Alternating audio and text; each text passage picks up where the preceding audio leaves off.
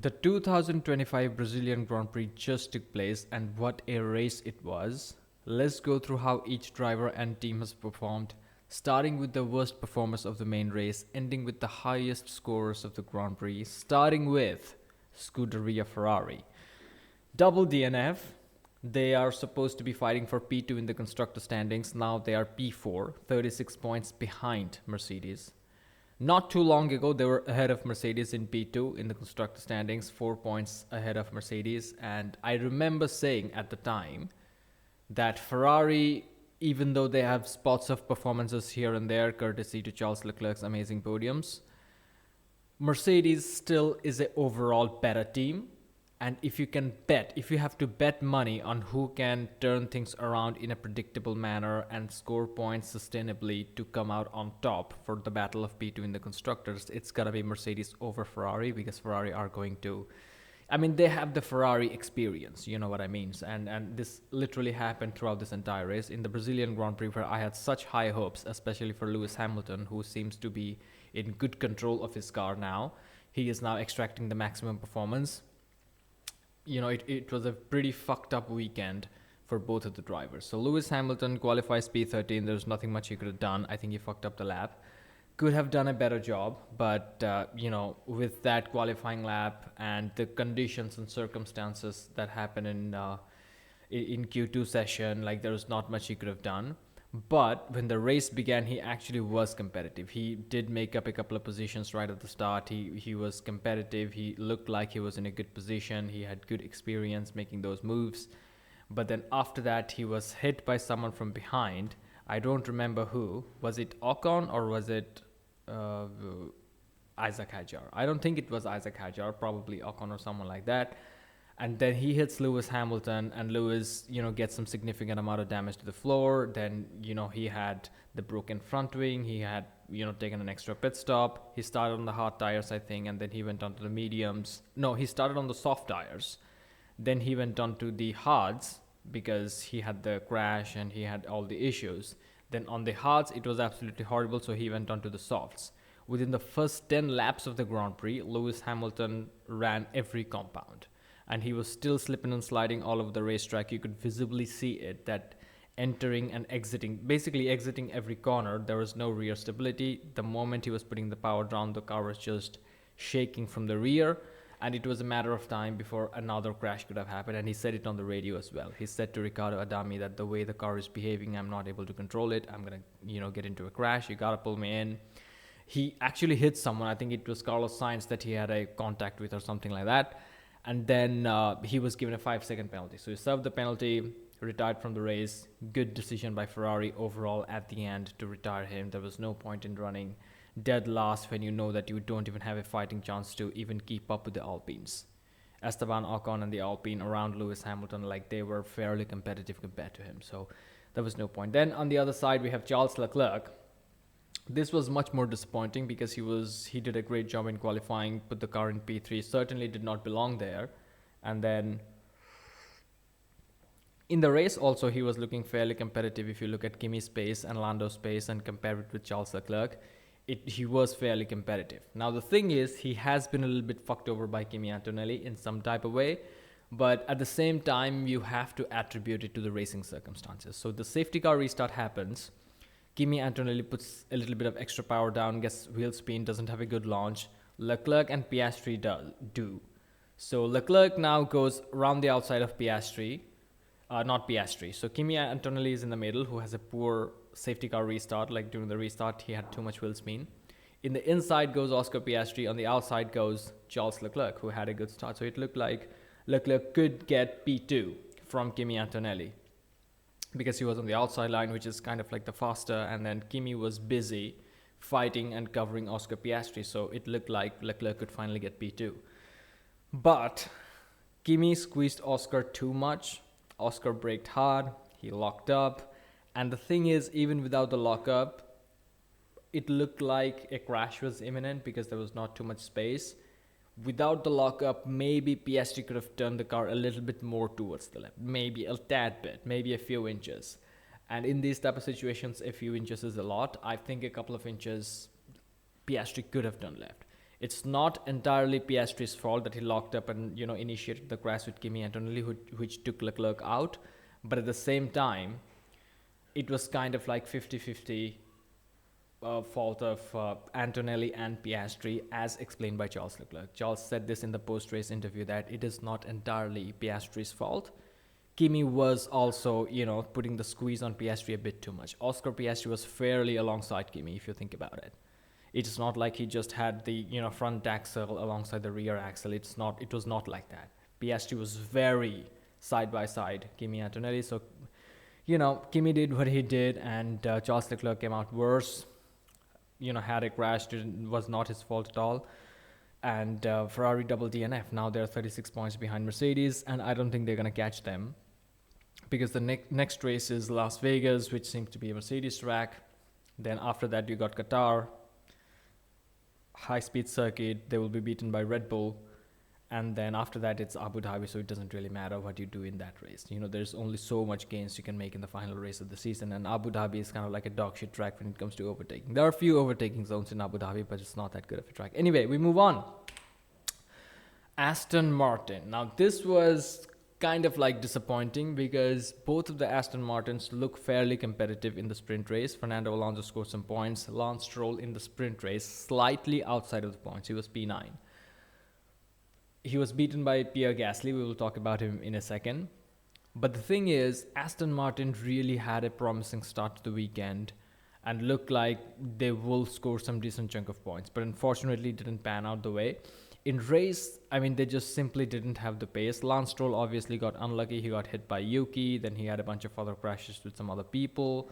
And there was not really much he could have done. For Fernando Alonso, I didn't follow him massively throughout the race because I was busy looking at some other people, but Fernando was kind of stuck in the DRS train and he was running in the points for a fairly long period of time. But in that shuffle somewhere, he lost some points. I should have paid more attention to this. But the thing is, there was so much happening in the Brazilian Grand Prix that it was very difficult to pay attention to the drivers who were outside and were fighting for pointless position and were stuck in DRS train. Lance Stroll is obviously an attention magnet, so that's why I was paying a little bit of attention to him.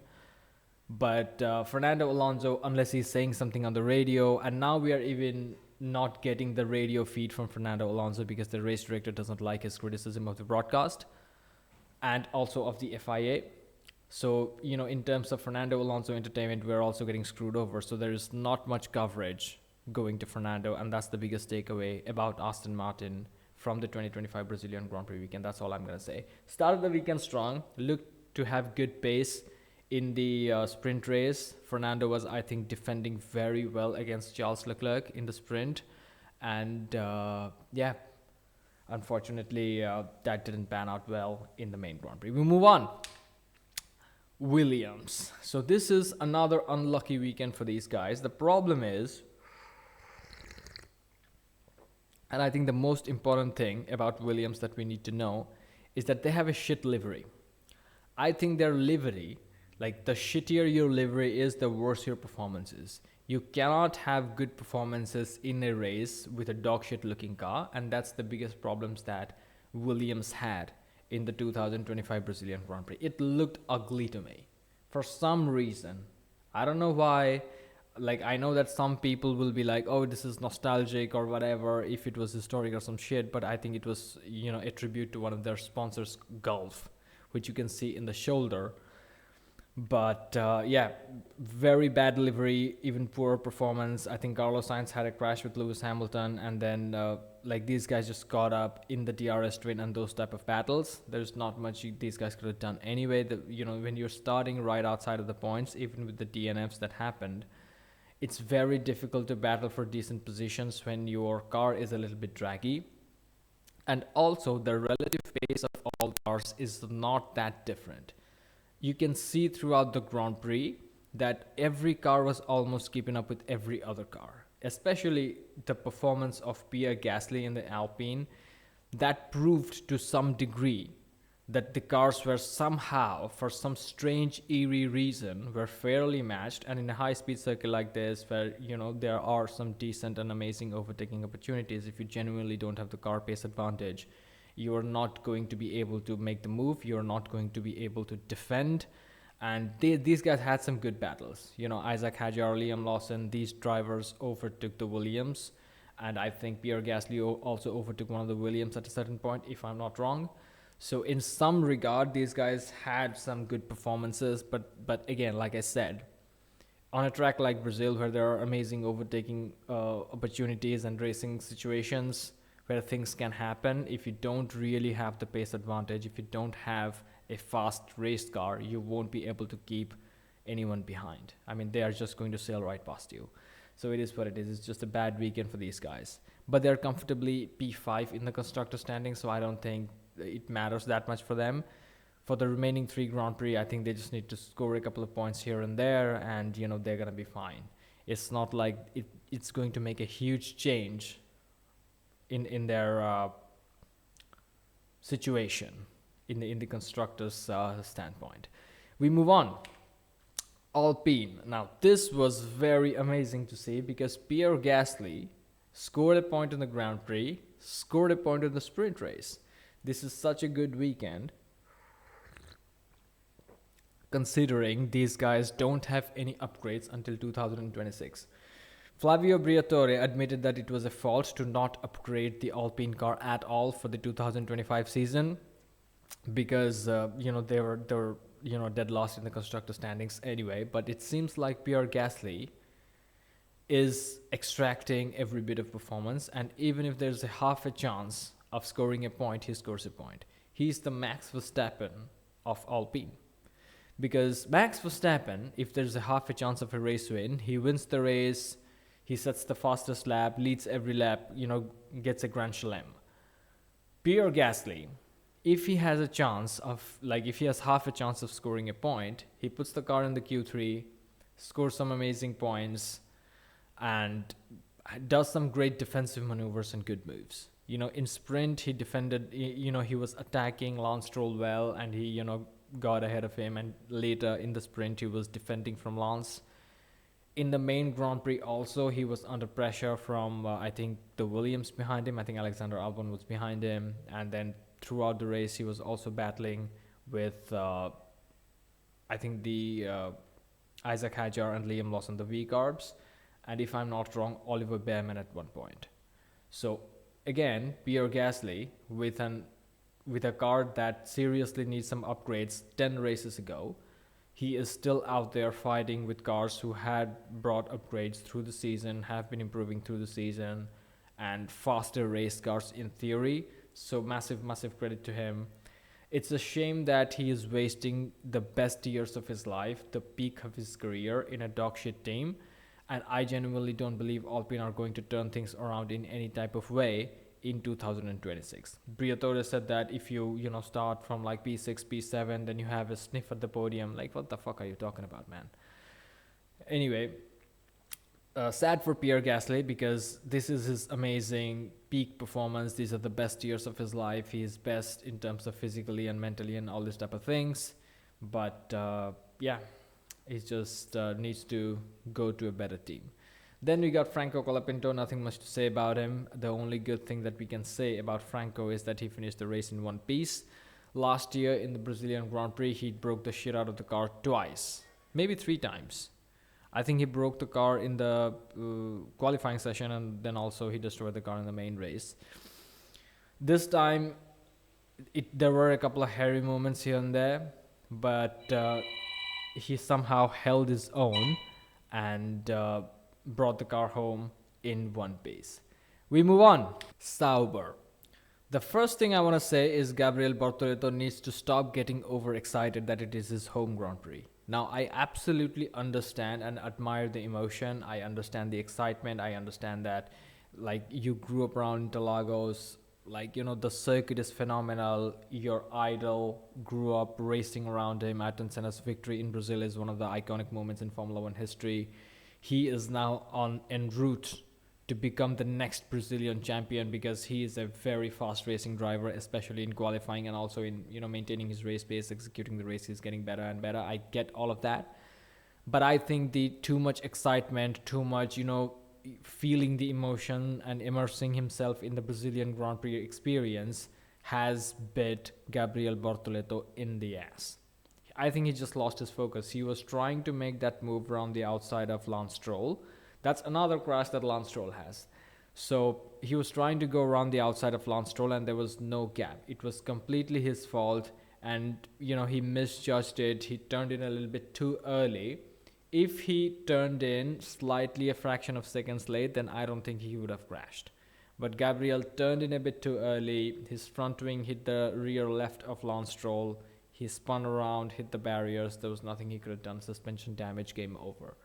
So next time around, I guess Gabriel needs to control his excitement a little bit. Again, I get it. I absolutely get and understand and acknowledge the emotion. It's his home Grand Prix, and if you're from Brazil, if your idol is Ayrton Senna, then obviously there is no way you're not going to get emotional driving around the circuit in Formula 1 for the first time. I get all of that, but at the same time, you got a job to do.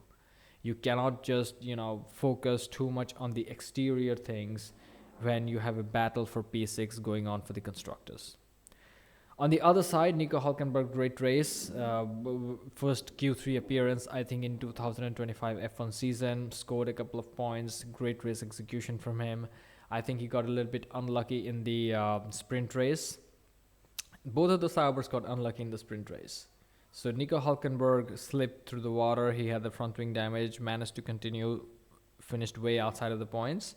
He was running in the points, I think, in the sprint when he had the crash, if I'm not wrong. Then Gabriel Bortoleto, in the dying stages of the sprint race, had a massive crash. There is something about, Latino drivers driving in Brazil for the first time in Formula 1. Because last year, Franco Colapinto was driving around Brazil for the first time. He was a Latino. Is he a Latino? He's from Argentina. Anyway, he's from Latin America. And he broke the shit out of the car a couple of times to the weekend. And the same thing happened with Gabriel Bortoleto. He's from Brazil, from Latin America, driving around Brazil the first time in his Formula 1 career, broke the shit out of the car massively twice. But yeah, other than that, everything is particularly looking great for Sauber. They definitely need to go ahead and keep up with the consistency, because it seems that Isaac Hadjar and Liam Lawson are doing a great job in their cars. And if these guys are not careful, it's going to be hard for them to go and catch him up. So Gabriel needs to get his shit together. I think the next few races are going to be critical, especially in Qatar, where you have a sprint race, and in Qatar, where you qualify is probably where you finish. There's only one overtaking zone, and that is also very difficult. You can run your rival wide, and then you basically got it covered. You have to place the car perfectly, like going into the first corner. I think it is quite possible. But either way, these guys are doing a great job, especially Nico Hülkenberg in the recent races. But in terms of team consistency and overall race execution, they need to curb their excitement a bit too much. So we move on. Haas. Big shout out to Oliver Behrman. Finished P6. Best result for Haas in Brazil. Last time in Mexico, he finished P4. Now he's finishing P6. He is single-handedly keeping Haas in the fight for P6 in the constructor standings. Big shout out to him. Future world champion for sure. He's my favorite rookie of 2025 season. The second favorite rookie is Isaac Hadjar. I have said it time and time again. There's something about this guy's performances that tells that he is championship material. He needs to get out of the Ferrari family as soon as possible, because that's a sure shot way of ruining your career. You're never going to even be realistically fighting for a Formula 1 World Championship with Ferrari if you're in that team. That's such a dog shit team. We'll talk about them in a different video. But Oliver Behrman needs to protect his chances of winning a Formula 1 World Championship by leaving Haas.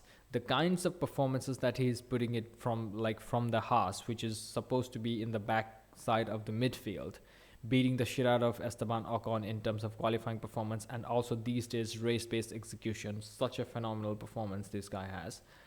Is very impressive. And Esteban Ocon, as much as I hate the guy, he actually had a good race. He started from the pit lane. He also had a puncture like Max Verstappen because of the debris. Made up decent amount of places. Could have been, in the points, but at the same time, he was battling hard with the cars around him, with Lance Stroll, and then I think he was fighting with Fernando Alonso at some point in the race too. Again, I apologize for not paying too much attention to the guys who were right outside of the points. I think he also had some moments with Lewis Hamilton, if I'm not wrong. But again, I'm like my memory is a little bit faded. I was faded when watching the race, a little bit high. But Esteban Ocon, as much as I hate him as his character of a human being, because he is always jealous and vindictive, he has a sabotaging nature towards his teammates, even though they're fighting for bumfuck no point scoring positions. That's the kind of mentality we are dealing with. But you gotta give him credit where credit is due. I think he executed a good race. From where he started, from the puncture that he had, one extra unscheduled pit stop, he looked like he was on course to go ahead and get some points. Especially, I think he could have overtaken Nico Hulkenberg. So yeah, I think he could have scored a couple of points today, right around, alongside Oliver Behrman. But at the same time, when you start that far behind and you are a midfield car, there's only so much you can do. But Oliver Behrman continuing to perform on very highest level. He had a crash with Liam Lawson in the sprint race though. That's a little bit on Oliver Behrman. The thing about Liam Lawson is that he just gets into crash. He is like the Fernando Alonso of the midfield. I mean, Fernando Alonso is like the Fernando Alonso of the midfield, but in terms of luck, I think if there's another driver who has like shitty luck, like Carlos Sainz, Fernando Alonso, I think Liam Lawson is right on that list. He's just getting into crashes with a bunch of random people here and there. Obviously, part of the reason is he's starting from the midfield. You are in a midfield car. Everybody around you is hungry. Everyone is fighting tooth and nail for these type of positions. So there is only so much you can do. But Oliver Behrman had a collision with that guy, and it doesn't really matter to him. Doesn't seem to phase Behrman, because last time out in Mexico, where he should have taken things easy, because he was having 10 penalty points on his super license. He put it all on the line, finished P4, and this time he finished P6. Great performance by him. Great performance by Esteban Ocon, even though he didn't score any points and is not as good as Oliver Behrman. Can't wait for the day. Can't wait to see the day in which Esteban retires. We move on. Racing Bulls. Finally, these guys managed to execute a good race. Obviously, from Isaac Hadjar's perspective, when you start P5 and finish P8, it doesn't feel good. But at the same time, finishing both of the cars in the points, despite being in the midfield, when you are fighting so close for P6 in the constructors with so many teams, you have to take it. You have to understand that this is a great result. Both Liam Lawson and Isaac Hadjar finally Visa Cash App Racing Bulls, Toro Rosso, whatever the fuck you want to call them. These motherfuckers are now getting their execution right. This is, I think, is the first race in the 2025 Formula 1 season where they have converted a good qualifying session into double points. And they didn't get into any kind of crash. They didn't have any kind of damage in the car. They didn't get any kind of unlucky penalties. All of those bad luck situation things that could have happened to these guys, that could have happened to anyone starting in the midfield in F1 these days, which is like a E-rated open lobby F1, like in the F1 video game. Anything could have happened, but nothing did. And luckily, these guys kept their nose clean. Other people DNF'd. There was some chaos in the race. I don't think they frankly had the fastest race car, by the way. They did have some good racecraft, racing skills, and Liam Lawson made some good overtaking moves, especially on Nico Hulkenberg and the guy behind him, Pierre Gasly also. These guys were fighting good. And after their pit stops, when they had the tire advantage and they had to go ahead and make some ground up, they were very good in the execution of those stints, because there you have to push in the initial phases, make some position, and then you have to back off a little bit, just maintain pace when you're in the clear air to make sure that you don't lose too many time, like in the course of the entire stint. So that part of the execution was also nailed right by these two guys. Now the dilemma for Red Bull is who to promote to Max Verstappen's teammate position in the following season, because Yuki Tsunoda is getting fired. Let's just be honest about that. I think is going to be Isaac Hadjar.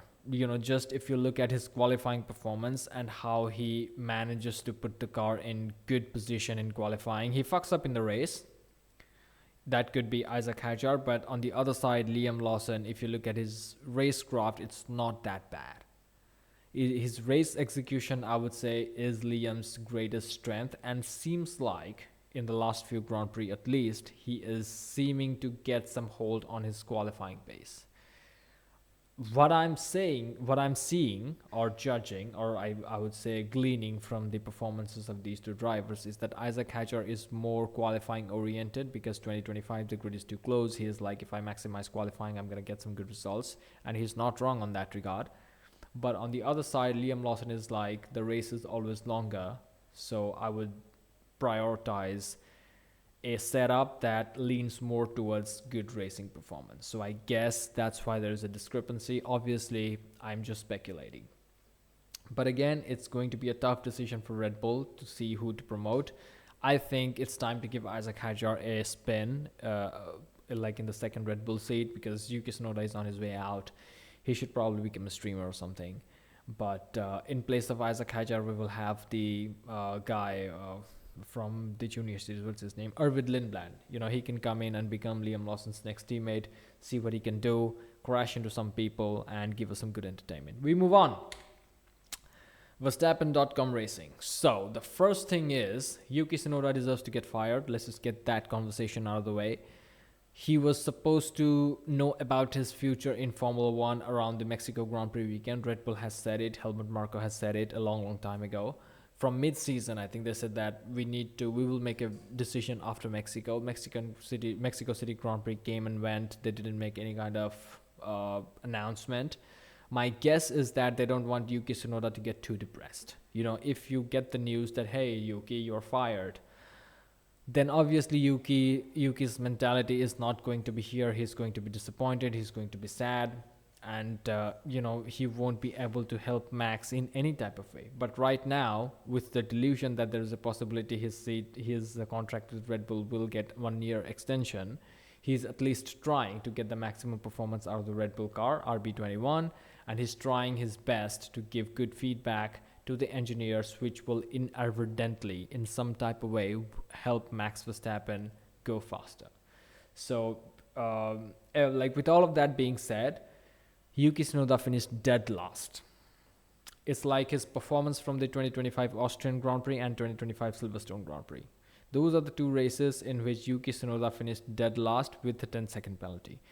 This time, also, he finished dead last with a 10-second penalty. The only cars behind Yuki Tsunoda are the ones that DNF'd. So, yeah, I know that the Red Bull car is difficult to drive, particularly throughout the weekend. We have seen Max Verstappen struggle, especially with the Q1 exit that Verstappen had. And, first time in terms of pure pace, Verstappen exited Q1. So that's a crazy statistic.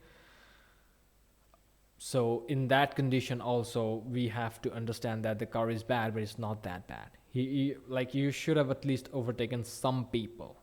He crashed into Lance Stroll, it's his fault. And, it is what it is. There's not much you can say about Yuki Tsunoda. Yuki Tsunoda is crash prone. Anyway, let's talk about Max Verstappen.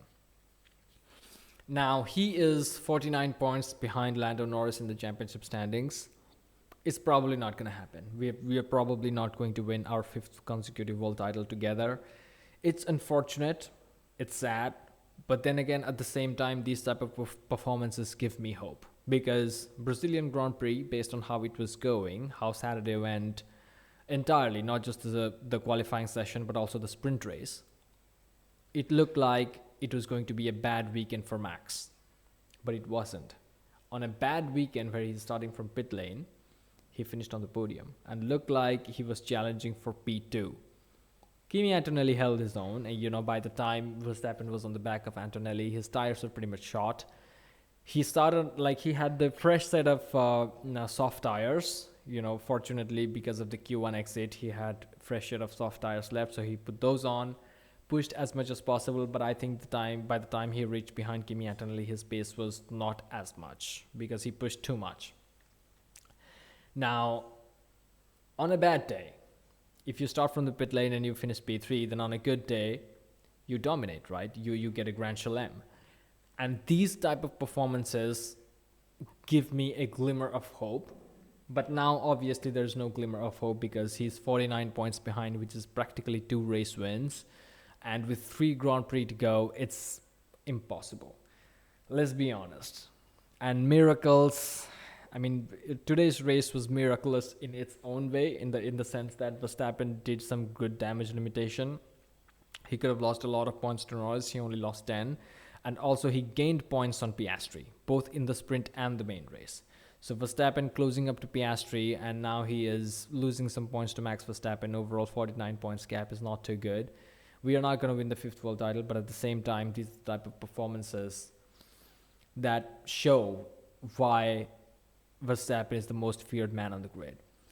The thing is, the amazing thing about Max's race is that he started on the hard tires, which were clearly not the right tires. Fortunately for him, he got a puncture, and obviously, like, if you look at the perspective of getting an unscheduled pit stop, that is not a good approach. But at the same time, inadvertently, if I'm pronouncing the word correctly, it helped him, because the hard tires were certainly not the good tires. Everybody on it complained about the lack of grip and pace and all those things.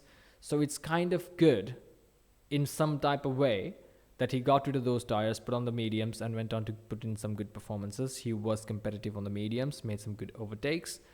And then finally, for his last and final stint, he put on the soft tires, brand new set, pushed the shit out of the car, finished 10 seconds behind the race leader after starting from pit lane. That's some phenomenal dog tier shit. God tier shit. Dog and God, interchangeable words. Anyway, great performance by Max Verstappen. Verstappen.com Racing, still in the fight for P2 in the constructor standings. Let's see how the remaining 3 Grand Prix pan out. Let's see if Verstappen can take the fight to Mercedes to get Red Bull to P2 in the constructor standings. We move on. Mercedes. So I was expecting more from George Russell. I was actually expecting that George could go and fight for the podium position with Max Verstappen, but it seemed like his race pace in that stage of the Grand Prix kind of dwindled, because he was on the mediums, obviously, and like Verstappen was on the softs. But at the same time, I was kind of hoping that Russell's Mercedes had more pace. This was a weekend of Kimi Antonelli, I would say. You know, every time the session underwent, Kimi Antonelli seemed to have the better performance. Like, even in qualifying session, Kimi qualified P2. I'm talking about the sprint qualifying too. In sprint qualifying, Kimi also qualified P2, finished P2. In the main race, qualified P2, finished P2. Had good race execution, good race pace. Had, like, looked hairy when he had that contact with Oscar Piastri, which is partially Kimi's fault. And this is another amazing thing we like to see about Antonelli, is that he is now performing at a higher level.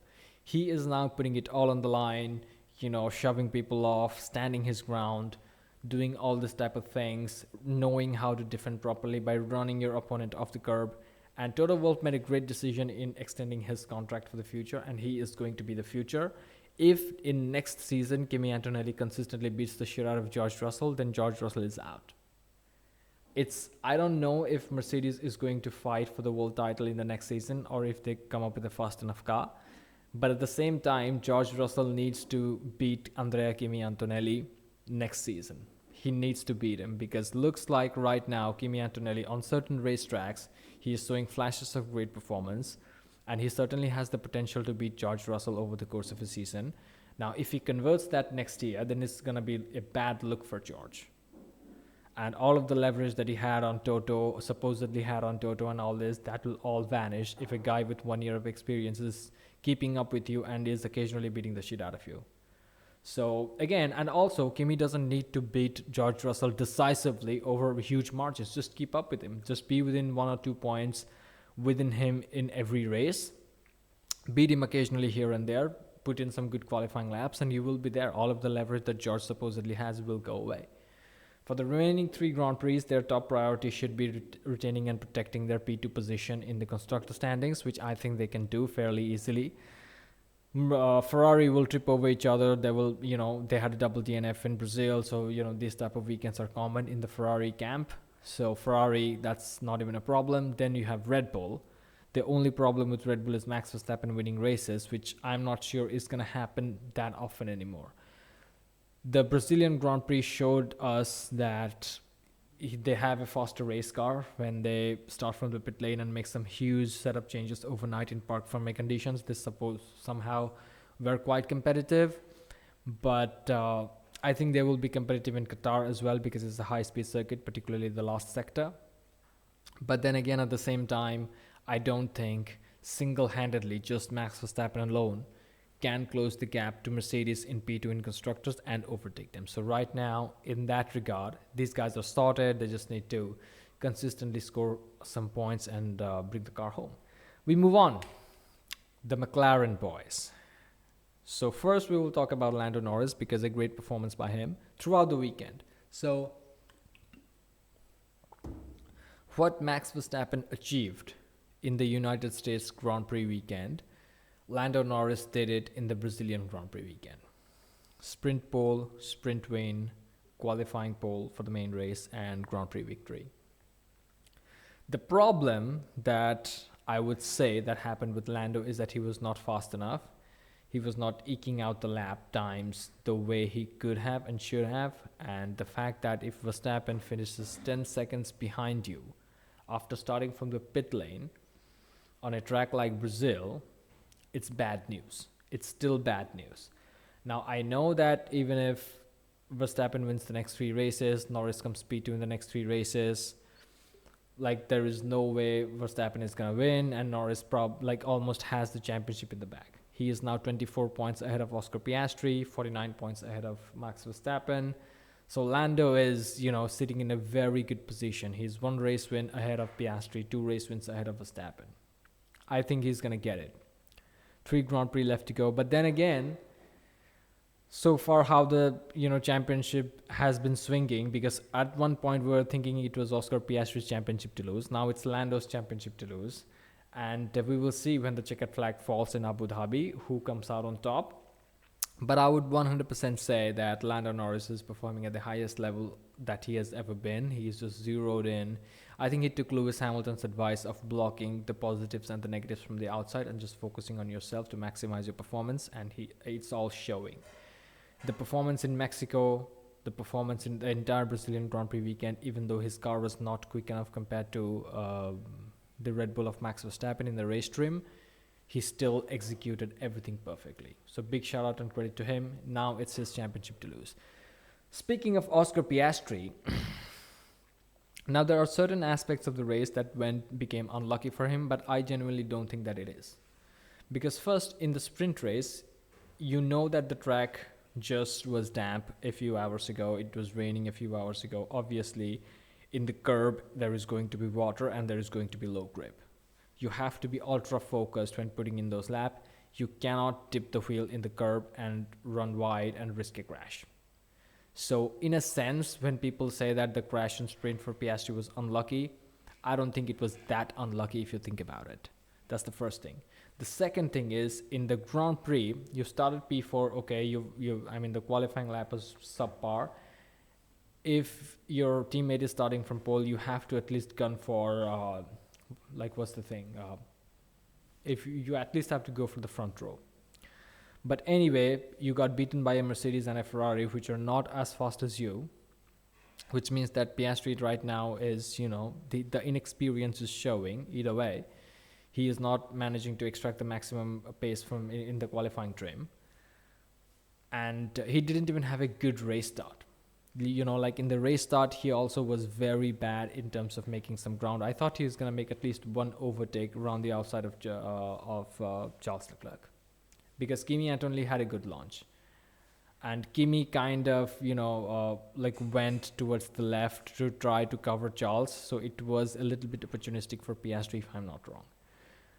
Additionally, when he was behind Lando at one point in time in the race,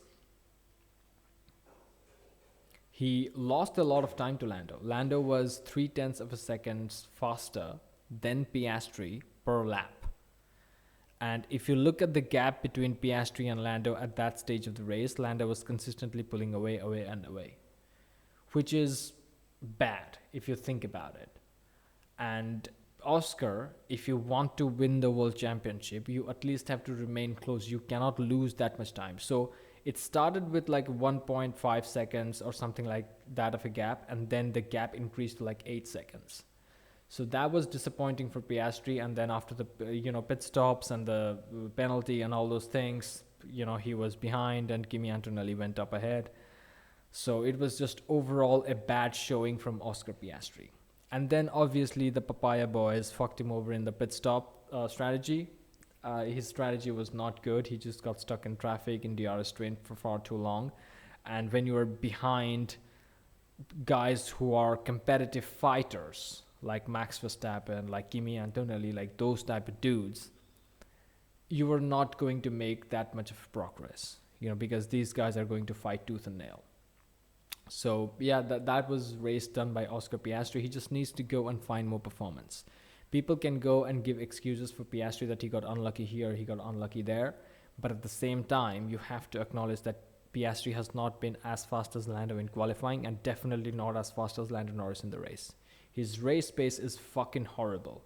In the Singapore Grand Prix also, where Lando shoved Piastri out of the fucking way and got ahead, Piastri didn't put any kind of pressure on Lando at all. He was not chasing him down, he was not staying close to him, and it happened again in the Brazilian Grand Prix. Lando comfortably pulled away from Piastri. When Lando is ahead of Piastri in the race, it's very difficult for Piastri to catch up and make the overtake. Obviously, they're on the same car, but at the same time, Lando seems to find the better racing performance and put in some better lap times consistently. So Piastri needs to get on top of that, learn how to manage the tires better, learn how to follow the cars ahead better. Obviously, in Sector 2 and some parts of Sector 3, it is difficult because of the dirty air to follow, but he needs to go ahead and get his shit together. Then about the crash that Piastri and Kimi Antonelli had, due to which Piastri got fucked, you need to understand if you can make the move. You have to read the race. Because in some cases, you have to understand that you are fighting for the World Championship. You cannot be nip and tuck going into turn 1 with a rookie who potentially got nothing to lose. And also that rookie had Charles Leclerc on the outside who also has nothing to lose. So if you go ahead and put that risk, try to send it in the inside, you're just going to get caught out. So yeah, it was Kimi Antonelli's fault partially when he put the squeeze on Piastri, but at the same time, Piastri should have backed off and let Kimi and Charles fight it out. He could have had a better chance, but certainly getting a 10-second time penalty is not one of them. Maybe he could have overtaken Leclerc in the later stages, but I guess we will never know. But at the same time, Piastri again needs to go ahead and pick his poison. He is now having too many crashes far too often, because in the sprint race he had this crash because of his lack of focus. He put the wheel on the curb after it had just rained. You should anticipate that the grip will be low there. Then in the race he had the problem with Kimi Antonelli. He should have backed off a little bit, and he was not adamant in choosing his own strategy. You have to think for yourself these days, bro. You cannot trust the team that favors Lando Norris. So again, Oscar Piastri is doing everything he can to throw his World Championship away. He can pretend to be calm, cool, and collected in front of the media, but that doesn't mean that he is not feeling the pressure. He is feeling the pressure, and he is making mistakes. He is incapable of extracting the maximum performance out of the car as Lando Norris. That's the biggest mistake. So I guess we will see in the remaining 3 races if he can close the 24-point gap and pass Lando Norris, maybe even mount a fair challenge. But I don't think from this stage of the Grand Prix, looking at Lando's form, is probably going to happen. Thank you for watching, like and subscribe, and I'll see you in the next one.